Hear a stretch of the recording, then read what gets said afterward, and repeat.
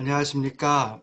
재무부동산학에 의해 7주차 시작하도록 하겠습니다. 저는 이범웅입니다. 먼저 지난 시간에 했던 거 잠깐 살펴보려고 하는데요. 지난 시간에 이제 현금 흐름 가지고 쭉 했습니다. 그래서 그만큼 이제 현금 흐름의 내용이 많지 않음에도 불구하고 긴 시간을 들여가지고 이제 설명을 드렸는데요.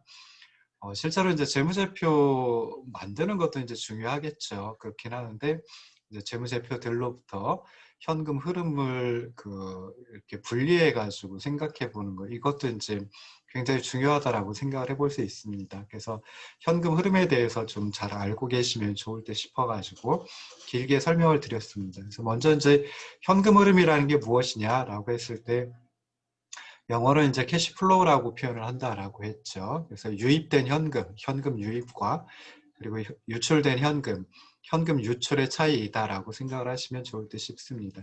자, 여기서 이제 유입된 현금, 유출된 현금, 그러니까 현금 흐름도 이제 유입과 유출이다라고 생각해 볼 수 있겠죠. 그러니까 다시 말해서 이제 유량을 나타내주는 그런 변수이다라고 생각을 해볼 수 있습니다. 그래서 유량을 나타내주는 변수는 특정 시점에서 찾아보는 것이 아니라 특정 시점에서 측정하는 것이 아니라 일정한 기간 동안에 측정하는 그런 척도이다 또는 뭐 변수이다라고 생각을 하시면 좋을 듯 싶어요. 그래서 일반적으로는 이제 사업연도 그러니까 회계 그 기간이 1년이기 때문에 한 해의 사업에서 실제로 창출해내는 현금의 크기를 갖다가 현금 흐름이라고 얘기를 합니다. 그러면 이제 기업이 자산을 가지고 현금 흐름을 창출을 해내는데요. 이 부분을 기업 자산의 현금 흐름 또는 줄여가지고 이제 자산의 현금 흐름이라고 얘기를 할 수가 있습니다. 기업이 자산을 가지고 현금 흐름을 창출해내면 그것은 이제 채권자에게 일부가 지불이 되고요. 그리고 나머지는 주주에게 돌아가지요. 그러다 보니까 기업 자산의 현금 흐름은 채권자의 현금 흐름과 주주의 현금 흐름의 합과 같다라고 생각해 볼 수 있습니다. 그래서 이렇게 자산의 현금 흐름은 채권자의 현금 흐름과 주주의 현금 흐름의 합과 같다라고 하는 것을 현금 흐름 항등식이라고 얘기를 합니다. 다시 말해가지고 기업이 다양한 활동으로부터 현금을 창출해가지고 그 현금을 일부는 채권자에게 지급하고 나머지는 주주에게 지급한다라고 하는 사실을 현금 흐름 항등식이 반영한다라고 생각을 해보면 좋을 듯 싶습니다. 그래서 보통 이제 그 현금 흐름 항등식에서 좌변에 있는 자산의 현금 흐름은 기업의 입장에서 창출한 현금 흐름을 갖다 측정을 하고요. 그 다음에 현금 흐름 항등식의 우변에 있는 채권자의 현금 흐름, 주주의 현금 흐름은 각각 채권자와 주주의 입장에서 현금 흐름을 측정을 해 놓은 것이다라고 생각을 하시면 좋을 듯 싶습니다.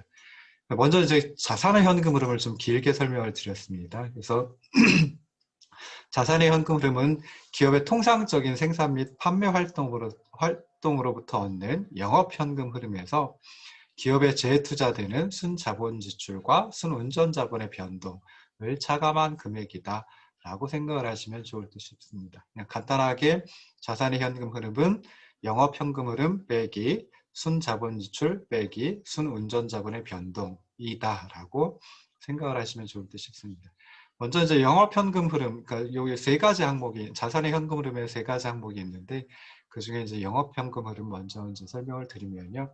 영업 현금 흐름은 영어로 이제 Operating Cash Flow 앞서 따가지고 OCF라고도 이제 부르고 있습니다. 그래서 기업의 통상적인 생산과 판매 활동으로부터 얻는 현금 흐름이다.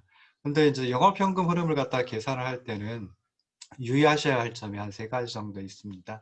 첫 번째 이제 감가상각비는 현금으로 다 유출이 되는 것이 아닙니다. 그래서 재무상태표에 손익계산서에 올라가긴 하지만은 재무제표에 올라가긴 하지만은 실제로는 이제 현금 유출이 아니기 때문에 영업 현금 흐름 계산에서는 제외를 시켜야 한다라고 하는 거 잊지 마시고요. 두 번째, 이자 비용도 금융 비용입니다. 그러니까 통상적인 생산과 판매 활동으로부터 얻는 현금 흐름은 아니죠. 그래서 영업 현금 흐름 계산에서 제외한다라고 생각하시면 좋겠습니다. 자, 마지막으로 이제 세 번째, 세금은 현금으로 지급되고 기업의 현금 유출 중에 이제 굉장히 큰 부분이 있거든요. 그래서 요 세금은 영업 현금 흐름 계산에 포함한다. 그래서 감가상각비 제외하고 이자 비용도 제외하고 세금은 포함시킨다. 이걸 알고 계시면 좋을 듯 싶습니다. 그래서 산정하는 방법은 이제 EBIT, 영업이익 또는 뭐 이자 및 법인세 비용 차감 전 순이익이라고 부르는 EBIT을 가지고 산정하는 방법이 있고요. 그 다음에 EBITDA라고 하는 이자 및 법인세 비용 및 감가상각비 차감 전 영업이익을 가지고 산정하는 방법이 있습니다. 그래서 EBIT 가지고 할 때는 EBIT에다 감가상각비를 더해 주시고 법인세 비용을 빼서 영업현금 흐름을 구하면 됩니다. 에비타를 이용할 때는 이제 에비타에서 법인세 비용을 갖다 빼주면 됩니다. 그래서 이런 두 가지 방식, 산정 방법이 있는데요. 에빗은 그 영업이익 또는 뭐 이자 및 법인세 비용 차감 전 순이익이라고 부르는데 매출액에서 매출원가 그리고 감가상각비를 차감한 금액이다. 다시 말해서 매출액 빼기 매출원가 빼기 감가상각비이다 라고 생각하시면 되고요. 에빗 가져갈 때는 좀 전에 말씀드렸듯이 여기다 이제 감가상각비를 더해줍니다. 그럼 감가상각비 빼준 게 에빗인데 에빗에다 감가상각비를 더해주면은 이제 감가상각비를 요 영업현금 흐름 산정할 때 이제 제외시켜 버리는 거죠. 그래서 EBIT 더하기 감가상각비 빼기 법인세 비용 해가지고 영업현금 흐름 구하는 방식, 첫 번째 방식인 거 기억하시고요. 두 번째 이제 EBITDA 같은 경우에는 이자 및 법인세 비용 및 감가상각비 차감 전 영업이익입니다. 그래서 EBITDA는 영업이익 EBIT에다가 감가상각비를 합해가지고 구한 것이죠. 그래서 그러다 보니까 EBITDA 이용할 때는 이제 감가상각비를 이미 영업이익에 감가상각비를 합한 것이기 때문에 이렇게 해가지고 그 감가상각비를 갖다가 영업현금 흐름 계산해서 제외를 시켜버린 거거든요. 그래서 EBITDA에다 법인세 비용을 빼서 이제 영업현금으로 구하는 방식, 이 두 번째 방식이 있다라고 하는 거 잊지 않으시면 좋을 듯 싶습니다. 그래서 영업현금 흐름은 이제 영업으로, 그러니까 통상적인 생산과 판매 활동으로부터 창출된 현금 유입이 일상적인 현금 유출을 감당할 수 있을 만큼 충분한지 그 여부를 보여주는 것이기 때문에 큰 의미를 갖는다라고 생각을 하시면 좋겠습니다. 그래서 영업현금 흐름이 0보다 적다, 즉 음수이다라고 하면 그 기업의 자산의 현금 흐름이 좀 문제가 있다, 뭐 이렇게 이제 판정을 내릴 수가 있습니다. 자, 두 번째 항목, 자산의 현금 흐름 구할 때 두 번째 항목이 순자본 지출입니다. 그래서 순자본 지출은 영어로 이제 net capital spending 또는 capital expenditure. 그래서 보통 capital expenditure 앞자 따가지고 앞에 두 자, 세 자 따가지고요. CapEx라고 보통 이제 불러주고 있습니다. 그래서 순자본 지출은 비유동자산에 대한 순지출, 즉 비유동자산에 대한 순투자이다라고 생각해 볼 수 있습니다. 그래서 구할 때 비유동자산의 매입에서 비유동자산의 매각을 차감해가지고 이제 구할 수 있는데요. 뭐 구체적인 산정 방법은 기말 비유동자산에서 기초 비유동자산을 빼주고 그리고 감가상각비를 더해준다. 뭐 이렇게 이제 생각을 하시면 좋을 듯 싶습니다. 그래서 비유동자산을 매입하는 것보다 더 많이 매각하거나 또는 감가상각이 더 많이 그 비유동자산 매입보다 더 많이 이루어질 수 있거든요. 그러다 보니까 순자본 지출은 음수가 될 수도 있다라고 하는 거 생각을 해보시면 좋을 듯 싶습니다. 자, 마지막 세 번째 항목이 이제 순운전 자본의 변동이라고 하는 것입니다. 그래서 순운전 자본의 변동은 유동자산에 대한 순지출, 다시 말해서 유동자산에 대한 순투자이다라고 생각을 하시면 좋을 듯 싶습니다. 그래서 유동자산에서 유동부채를 차감한 것이 순운전 자본이고요. 이 순운전 자본이 1년 동안 얼마만큼 순증가했는지를 살펴보는 것이 순운전 자본의 변동이다 라고 생각하시면 좋을 듯 싶습니다. 그래서 산정 방법, 순운전 자본의 변동도 산정 방법이 두 가지, 똑같은 식이긴 한데요. 두 가지 방법이 있습니다. 하나는 1년 동안의 유동자산의 변동에서 유동부채 변동을 빼서 구하는 방식이 있고요. 또 하나는 그냥 기말 순운전자본에서 기초 순운전자본을 빼서 구하는 방식이 있습니다. 사실은 이제 유동자산의 변동에서 유동부채 변동 빼준다라고 하는 것은 기말 유동자산에서 기초 유동자산을 빼준 게 유동자산의 변동이고 기말 유동부채에서 기초 유동부채를 빼준 게 유동부채 변동이죠. 그래서 이 둘의 차이를 갖다가 조금 조작만 해주면은 기말 유동자산에서 기말 유동부채 빼준 것, 즉 기말 순운전자본에서 기초유동자산에서 기초유동부채를 빼준 기초순운전자본을 빼준 것하고 마찬가지가 되게 됩니다. 그래서 이런 식으로 해가지고 순운전자본의 변동을 구하는 산식 또 이제 산정 방법 두 가지가 있다라고 하는 거 생각해 보시면 좋을 듯 싶습니다. 그래서 아까 영업현금흐름 구할 때도 두 가지 방식으로 구할 수 있다. 순운전자본의 변동도 두 가지 방식으로 구할 수 있다라고 했으니까 두 가지 방식 모두 다 알아두시면 좋을 듯 싶고요. 한 가지 상정 방법만 알아두셔도 됩니다. 그렇긴 하지만은 나중에 이제 문제를 풀다가 내가 잘 풀었는지 정확하게 풀었는지 그런 걸 갖다 살펴보려면은 두 가지 방법을 모두 다 알고 있으면은 훨씬 더 좋다라고 생각을 해볼 수 있습니다. 그래서 사람이 계산을 하다 보면은 물론 엑셀이라든지 아니면 계산기라든지 이용해서 계산을 하겠지만은 그래도 그렇게 하다 보면 좀 틀릴 때가 있거든요. 잘못 산정을 할 때가 있는데 그럴 때 이제 두 가지 방법을 다 알고 있으면은 그러면 이제 내가 잘했는지 산정을 잘했는지 그렇지 않은지를 갖다가 확인을 해볼 수 있으니까 요 여러 가지 방법 산정 방법을 알아두시면은 좋을 듯 싶습니다. 자, 그리고 나서 이제 자산의 현금 흐름 구하는 건데 자산의 현금 흐름은 영업 현금 흐름에서 비유동 자산에 대한 순투자 그리고 순운전자본에 대한 순투자 이것을 차감한 것이죠. 그래서 자산의 현금 흐름은 영업 현금 흐름에서 순자본 지출을 차감하고 순운전자본의 변동을 차감해 가지고 구할 수 있다라고 생각을 하시면 좋겠습니다. 그래서 이 자산의 현금 흐름, 기업의 자산의 현금 흐름은 그 기업이 자유롭게 활용할 수 있기 때문에 자유현금 흐름 또는 잉여현금 흐름이라고도 합니다. 성장하고 있는 기업의 경우에는 자산의 현금 흐름이 음수가 될 수도 있다. 그러니까 무조건 그 양수가 되는 것이, 그러니까 0보다 큰 것이 좋으냐? 그런 일반적으로는 그렇습니다. 그렇긴 하지만은 성장하고 있는 기업의 경우에는 자산의 현금 흐름이 음수가 될 수도 있다. 그래서 만약에 자산의 현금 흐름이 음수이다, 0보다 적다라고 하면 기업이 당해 연도에 채권자와 주주에게 지급한 금액보다 더 많은 자금을 빌리거나 주식을 발행해서 조달했음을 갖다 의미한다라고 생각을 하시면 좋을 듯 싶습니다. 자, 그리고 나서 이제 채권자와 주주의 현금 흐름 또 살펴봤죠. 그래서 채권자의 현금 흐름은 채권자에게 돌아간 순지급액을 의미합니다. 그래서 채권자 입장에서 현금 유입과 현금 유출의 차이이다라고 생각을 하시면 좋을 듯 싶어요.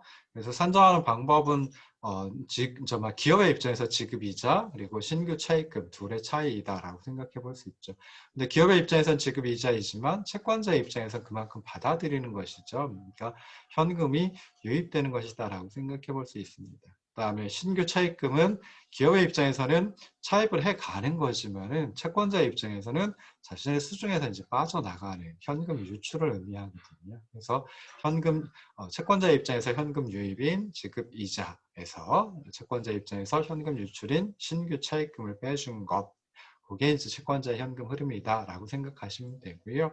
재무상태표에서 재무상태표와 그리고 이제 포괄손익계산서에서 찾을 때는 이자 비용에서 기말 비유동부채와 기초 비유동부채의 차이를 빼준 것만큼, 그러니까 이자 비용 빼기 괄호 열고 기말 비유동부채 빼기 기초 비유동부채 괄호 닫고 이런 식으로 해가지고 이제 채권자의 현금 흐름을 구할 수 있다라고 하는 거 생각을 해보시면 좋을 듯 싶습니다.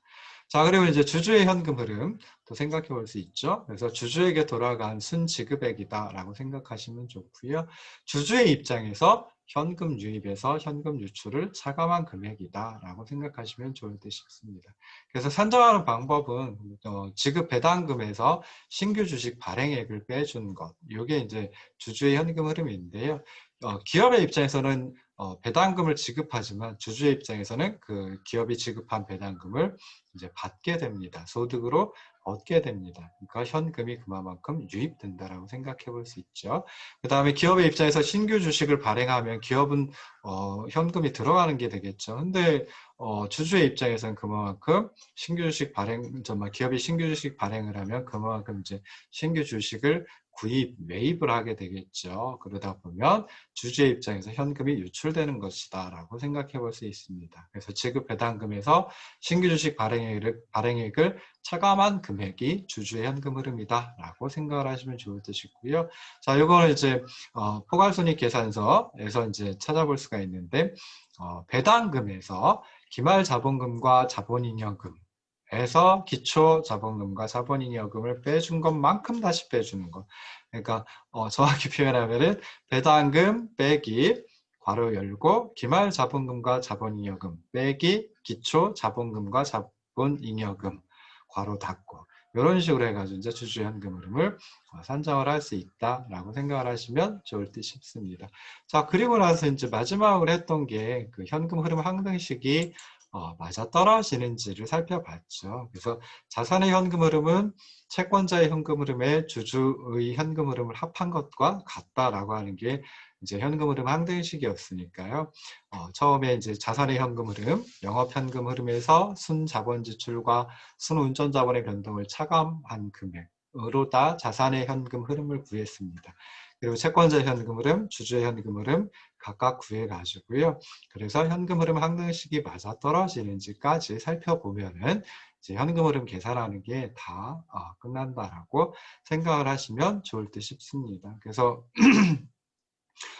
재무상태표와 포괄손익계산서는 뭐 혹시 들어보시거나 아니면 좀 그 공부를 해보신 분들도 있을 거예요. 그런데 현금 흐름은 사실은 많이 하질 않습니다. 근데 우리가 하고 있는 재무학 또는 재무관리에서는 현금 흐름이라고 하는 게 굉장히 중요하거든요. 그래서 재무상태표와 포괄손익계산서에서 기업의 현금 흐름을, 기업 자산의 현금 흐름을, 그리고 채권자 현금 흐름과 주주의 현금 흐름을 어떻게 도출해낼 수 있는지, 산정해낼 수 있는지 기억을 하시는 것 굉장히 중요하다라고 생각을 해볼 수 있습니다. 그래서 나중에 뭐 재무관리 시간이라든지 아니면 뭐 회계원리라든지 이런 쪽 가가지고 다시 들어보실 거예요. 그게 이제 2학년 1학기, 2학년 2학기 재무부동산학 전공에 있기는 합니다. 근데 그래도 여기서 한번 좀 설명을 듣고 그리고 공부를 해보시고 나중에 다시 들으신다라고 하면은 조금 더 쉽게 들으실 수 있지 않을까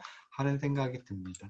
그래서 이렇게 해가지고 6주차 강의했던 내용을 갖다 이제 살펴봤고요. 그리고 이제 이번 주차 7주차 내용은 이제 화폐의 시간 가치입니다. 그래서 화폐의 시간 가치라고 하는 것은 물론 이제 재무부동산 학에서도 굉장히 중요합니다. 그렇긴 하지만은 금융보험학이라든지 경제학에서도 굉장히 좀 깊게 다루는 그런 주제 중에 하나이니까 좀 잘 들어보시면은 좋을 듯 싶습니다. 자, 화면을 띄워놓고 그리고 이제 진행을 하도록 하겠습니다. 네 번째 강의안입니다. 그래서 짧긴 하지만 한 다섯 쪽 정도 되긴 하지만 이게 이제 네 번째 강의안입니다.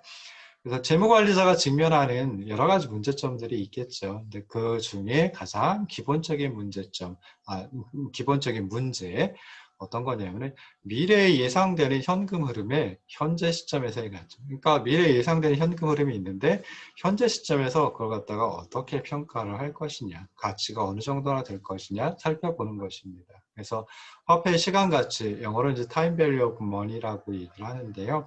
미래 어느 시점에서 약정된 100만 원보다 현재 수중에 있는 100만 원의 가치가 더 크다. 이걸 갖다 이제 화폐의 시간 가치라고 얘기를 합니다. 그래서 뭐 경제학에서는 이제 시간 선호율이라고 이제 표현을 하는 경우도 있고요.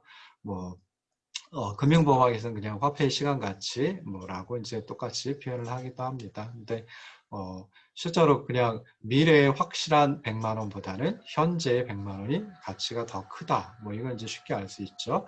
현실적인 측면에서 살펴보면은 여러 가지 이유가 있긴 하겠지만 현실적인 측면에서 찾아본 이유는 미래까지 뭐 1년이면 1년, 뭐 2년이면 2년 해가지고 그 미래까지 기다리는 동안 이자를 받을 수 있기 때문에 지금 100만 원이 미래의 100만 원보다는 더 큰 가치를 가지고 있다라고 생각을 해볼 수 있습니다. 그래서 현재의 화폐 그리고 미래의 화폐 사이의 교환 관계는 투자를 통해 얻을 수 있는 이자 또는 이자율에 의해서 결정이 된다. 라고 생각해 볼 수 있습니다. 그래서 화폐의 시간 가치는 크게 이제 미래 가치 그리고 현재 가치 이 둘로 다 구성이 되어 있습니다. 그래서 미래 가치가 훨씬 더 이해하기 편하니까 미래 가치를 먼저 설명을 드리고요. 그리고 나서 이제 현재 가치에 대해서 생각을 해 보도록 하겠습니다. 그리고 실제로 많이 사용하는 건 미래 가치도 미래 가치도 사용을 많이 하지만 현재 가치를 재무부동산 특히 재무 이론에서는 많이 사용을 하거든요. 그래서 미래 가치 먼저 잘 이해해 보시고 그리고 나서 이제 그걸 거꾸로 한 것이 현재 가치이니까 현재 가치도 생각을 해보시면 좋을 듯 싶습니다. 자, 미래 가치는 영어로 이제 future value, 줄여서 뭐 FB라고 이제 표현을 하고요. 현재 가치는 present value 해가지고 PB라고 이제 보통 표현을 합니다. 미래 가치는 투자에 대한 미래 특정 시점의 화폐 가치를 의미한다.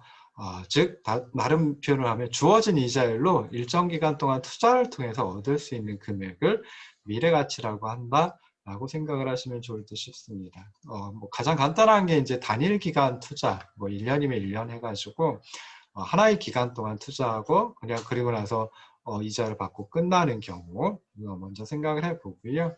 그리고 나서 이제 단일 기간을 초과했을 때의 투자, 그러니까 1년을 초과한 경우, 뭐 2년이라든지 3년이라든지 뭐 이런 걸 가지고 이제 생각을 해보도록 하겠습니다. 그래서 먼저 단일 기간 투자하는 거 가장 간단한 예인데요. 100만 원을 연간 10%의 이자를 지급하는 저축예금에 투자하는 경우 한번 생각을 해보도록 하겠습니다. 실제 지금 이자율이 10%가 되지는 않습니다. 굉장히 적죠. 제 기억에 1점 몇 퍼센트 정도 지금 하고 있는 걸로 알고 있는데요. 그래도 우리가 계산하기 편하게 연간 이자율이 10%이다라고 한번 해보자고요. 지금 100만 원을 연간 10%의 이자를 지급하는 저축예금에 투자한다. 저축예금에 넣어놓는다라고 하면 그냥 간단하게 1년 뒤에는 얼마를 돌려받을까? 100만 원의 원금과 그리고 100만 원에 대한 이자 10% 적용하면 10만 원이 되니까 110만 원을 돌려받는다라고 생각해 볼 수 있습니다. 그러니까 110만 원 돌려받는 거 두 가지 부분으로 구성이 되어 있는 거죠. 원금 100만 원 그리고 그 100만 원에 대한 이자 10만 원 해가지고 이 두 가지로 구성이 되어 있습니다. 그래서 이자율 영어로 이제 interest rate라고 많이 표현을 하고요. 그 다음에 rate 앞쳤다가지고 R 또는 뭐 실질 이자율 real interest rate 앞쳤다가지고 R이라고 이제 표현을 많이 합니다. 그래서 이자율 또는 이제 시중금리 또는 뭐 금리 뭐 이런 식으로 표현을 하는데요. 이자율 또는 금리가 10%이다라고 했을 때 그때 1년 동안 투자한 100만 원의 미래 가치는 110만 원이다 라고 생각을 해볼 수 있습니다. 그래서 이자율이 10%이다 그러면 현재 100만 원은 1년 후에 110만 원의 가치가 있다 라고 생각해 볼 수 있는 거죠. 그래서 일반적으로 단일 기간 투자, 단일 기간 동안 이자율 R로 투자를 한다라고 하면 1원당 1 플러스 R만큼으로 가치가 증가한다. 그러니까 1원이 1 플러스 R1으로 돼버리니까 가치가 증가한다 라고 생각해 볼 수 있습니다. 좀 전에 예에서는 이자율 R이 10%였으니까 100만 원을 투자한다 라고 하면 1년 후에 100 더하기 100 곱하기 0.1 또는 뭐 다른 표현을 하면 100 곱하기 1 플러스 0.1 그러니까 100 곱하기 괄호 열고 1 더하기 0.1 괄호 닫고 이렇게 해가지고 이제 110만 원으로 증가한다 라고 하는 거 이제 생각을 해볼 수 있습니다. 그래서 그냥 여기서는 그 첫 번째 시간에는 지난 시간에 했던 거 복습을 해봤고요. 그리고 미래가치, 그러니까 화폐의 시간가치 중에 미래가치, 특히 단일 기간 투자의 미래가치에 대해서 생각을 해봤습니다. 잠깐 쉬었다 돌아와가지고 단일 기간을 초과하는 경우, 즉 다시 말해서 다기간인 경우의 투자 어떻게 이제 미래가치를 또 계산을 해낼 수 있는지 한번 살펴보도록 하겠습니다. 아까 말씀드렸듯이 미래가치를 잘 이해하시면 현재가치가 그냥 굉장히 쉽게 이해가 돼요. 근데 우린 미래가치 뭐 잘 뭐 그냥 누구나 다 알 수 있긴 하죠. 근데 실제로 이제 우리가 계산을 이렇게 하긴 하지만은 이게 뭐 미래가치 뭐 이런 건 생각을 안 해보거든요. 그래서 이제 정리를 할 필요가 있습니다. 그러니까 항상 그 이론이라고 하는 거 좀 쓸데없는 얘기긴 하지만요. 이론이라고 하는 게 어떻게 보면은 뭐 별 필요 없는 경우도 있어요. 왜냐하면 실무에서 하다 보면 다 해요. 다 하긴 하는데 그걸 갖다 하나의 어떤 체계로 구성을 해 놓은 게 이론이다라고 생각을 하시면 좋을 듯 싶습니다. 그래서 그런 이론을 갖다가 배우게 되면은 실무를 해보지 않았어도 실무에서 어떻게 진행이 될까, 실제로 어떤 일이 벌어질까라고 하는 걸 좀 쉽게 알 수가 있거든요. 그래서 이제 정말 어떤 실제 벌어지는 것들을, 사회 현상들을 이제 이론으로 만들어내고, 아, 이럴 때는 이렇게 될 거야라고 이제 생각을 해보려고 하는 게 이제 사회과학이고, 또 사회과학의 이론들이다라고 생각을 하시면 좋을 듯 싶습니다. 그래서 뭐 별 필요 없는 것 같기도 하지만, 그래서 뭐 공부해서 뭐 하냐라고 생각해 보실 수도 있지만은, 이걸 정리를 해가지고 알고 있으면 나중에 쉽게 이제 상황이 닥쳤을 때, 문제가 벌어졌을 때 적용을 해볼 수가 있거든요. 그래서 알고 계신 거 좀 어떻게 보면 이론화 시켜가지고, 아, 요렇게 되는구나 라고 이제 어떤 체계를 잡아보면은 참 중요할 듯 싶습니다. 자, 그래서 잠깐만 쉬었다 다시 돌아오도록 하겠습니다.